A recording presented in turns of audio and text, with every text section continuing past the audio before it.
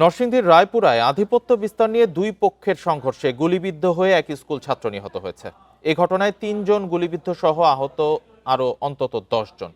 ঘটনার পর থেকে এলাকায় পুলিশের পাশাপাশি সেনাবাহিনী ও বিজিবি সদস্যরা মোতায়েন রয়েছে। সকালে উপজেলার শ্রীনগর ইউনিয়নের সায়দাবাদ এলাকায় এই সংঘর্ষ ঘটে। পুলিশ জানিয়েছে, উপজেলা চরাঞ্চলে হানিফ মাস্টার ও এরশাদ মিয়ার মধ্যে দীর্ঘদিন ধরে দ্বন্দ্ব চলছে। সকালে এরশাদ গ্রুপের লোকজন হানিফ মাস্টারের অনুসারীদের বাড়িতে হামলা চালায়। এ সময় দুপক্ষের মধ্যে সংঘর্ষের এক পর্যায়ে ঘটনাস্থলে মারা যায় ৭ম শ্রেণীর ছাত্র মুস্তাকিম। পরে যৌথ বাহিনীর সদস্যরা গিয়ে পরিস্থিতি নিয়ন্ত্রণে আনে।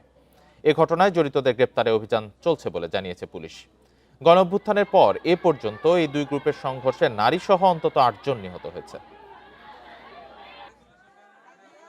যৌথ বাহিনী ওই এলাকায় অবস্থান করছে এবং এলাকা পুরোপুরি পুলিশের নিয়ন্ত্রণে আছে। যারা এই সংঘর্ষের সাথে যারা জড়িত ছিল, যারা এই বিভিন্ন মারামারিতে অংশগ্রহণ করেছে, তাদেরকে গ্রেপ্তার করার জন্য অভিযান অব্যাহত আছে।